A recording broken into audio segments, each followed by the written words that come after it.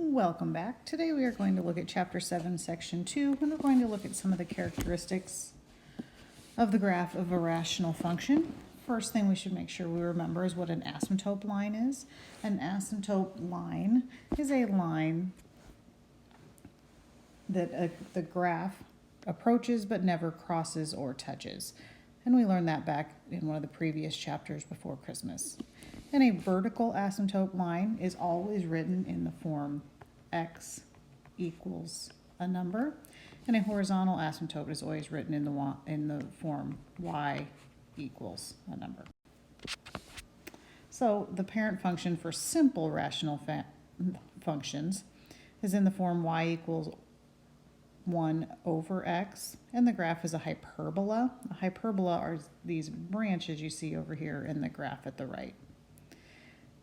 And as we kind of go through domain, range, asymptotes, things like that, the domain for a simple rational function is going to be all real numbers except 0. So we write that as all real numbers except 0. And the reason that it's all real numbers except 0 is because the horizontal line is at x equals 0, and that's basically the asymptote of the graph. The range for a simple rational function is all real numbers except for 0 also, because there is an asymptote, a vertical asymptote at y equals 0. So the graph has a vertical asymptote at x equals 0, and it has a horizontal asymptote at y equals 0. Which means the graph approaches the x and y axis but never actually touches it. So as we use Desmos to look at all of these different graphs, you can take some time to look at them. I just wanted you to see what happens to these graphs based on what the value of a is in the numerator as it gets bigger and smaller and things like that. So letter D down here is the parent function y equals 1 over x. And what I kind of wanted you to see is the smaller the value of a, so like 0.1 is very close to the origin, 25 pushes it further and further away from the origin. And again, the domain and range are going to be all real numbers except 0, and the vertical asymptote is going to be at x equals 0, and the horizontal is at y equals 0. Now we'll shift these graphs left, right, up, and down and things like that so that the asymptotes are not always going to be at 0, and the domain and range are not always going to be all real numbers except for 0. And then what I kind of wanted you to look at with these four graphs as you compare them to the parent function is that negative in front of the a value moves the branches of the hyperbola. So when a is positive, like on the last slide, the branches of our hyperbola were here and here in quadrants 1 and 3. When we make that negative, if you notice, it moves those branches into quadrants 2 and 4. Okay, so now we're looking at actually translating this graph left, right, up, and down. And it's much like when we had vertex form, when we did parabolas, how there's a value of h that moved it left and right and a value of k that moved it up and down. So a vertical asymptote is at h, and it shifts the graph left and right. And the domain is all real numbers except for h. Horizontal asymptote is at k, or y equals k, and it shifts the graph up and down, and the range is all real values except for k. So going back up here where it says the vertical asymptote is at h, technically we should say the vertical asymptote is at x equals h, because that's how we write the equation of a vertical line, and y equals k is how we would write the equation of a horizontal line. So as we're looking at this, first thing we want to find is the vertical asymptote. So we're going to basically figure out the value of x when the denominator equals 0. That's what the vertical asymptote is anytime that we're looking at these. So the vertical asymptote is when the denominator equals 0. So if I say x plus 2, which is the denominator, equals 0, I subtract 2 from both sides. My vertical asymptote is at -2. My domain is going to be all real numbers except -2. Okay, so notice these two numbers here, my asymptote and my domain, match up.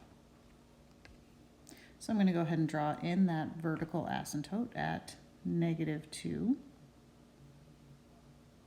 over here. Then I'm going to look at my horizontal asymptote. My horizontal asymptote is my value of k. So my horizontal asymptote is going to be y equals -1. So I'm going to draw a horizontal line at -1.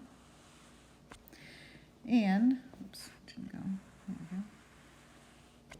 And since the value in our numerator is negative, that means that our graph is going to be in quadrants 2, or the branches of our hyperbola are going to be in 2 and 4. And over here, we forgot to write down our range is all real numbers except -1. Again, these values here, my horizontal asymptote and my range match up.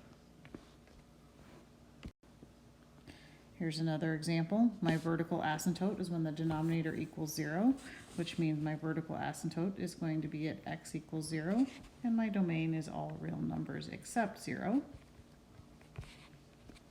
And my horizontal asymptote is the value of k, so that's y equals -2. And then my range is all real numbers except -2. Again, notice my vertical asymptote and my domain match up, my horizontal asymptote and my range match up. So when I go ahead and make my asymptotes, I'm going to be at vertical at x equals 0. My horizontal is at y equals -2. And my numerator 3 here is positive, so I'm going to be in quadrants 1 and 3. Okay, one more of these that we did here.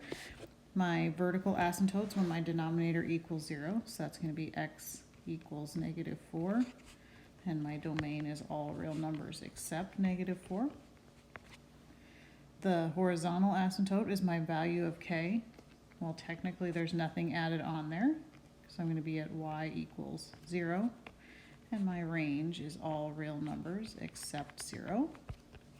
If I go ahead and graph that, I'm going to have a vertical asymptote at -4.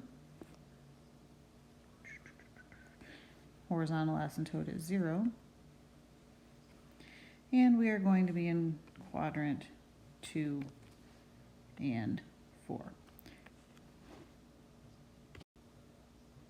Okay, we've done several of these. I'm going to go ahead and skip this one for now and look at other rational functions.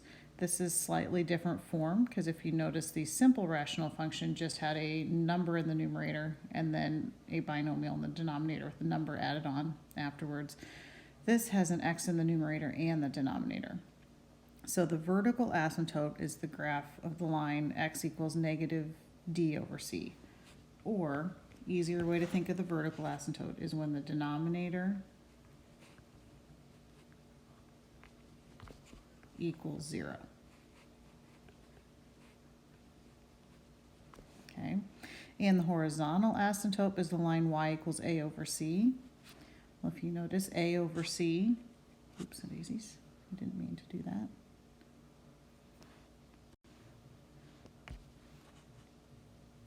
And a over c is just the coefficients of the x's in your original problem.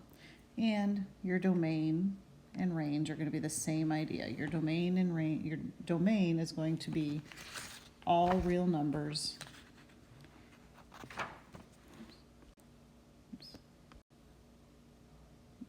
The domain is going to be all real numbers except for whatever value you got for your vertical asymptote.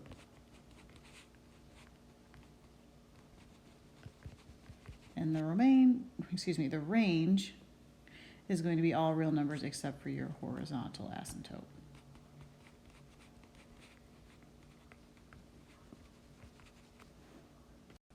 So looking at an example of this, the vertical asymptote, again, is where your denominator equals 0. X minus 3 equals 0 would mean that x equals 3. Your domain is all real numbers except 3.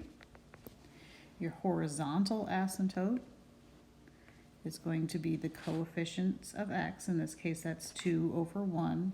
So your horizontal asymptote is going to be y equals 2.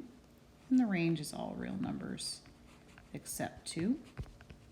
So if we put in our vertical asymptote at 3, horizontal asymptote at 2, and then we're just going to put in the branches of our hyperbola in 1 and 3. Okay, last example here of when we have it in this form. We would have, what is the vertical asymptote? Well, that is when the denominator equals 0. So if 2x minus 6 equals 0, if we add 6 to both sides, we get 2x equals 6. Our vertical asymptote is at x equals 3, and our domain is all real numbers except 3. Horizontal asymptote is the coefficients of x. In this case, that's 8 over 2, which means we are going to be at y equals, don't want that color, y equals 8 over 2, which is, I think I said 2 a second ago, 8 over 2, which is 4, and our range is all real numbers except 4. So let's go ahead and draw in our vertical at 3, our horizontal at 4, and then our branches of our hyperbola are in 1 and 3. Thanks, good luck, and have a great day.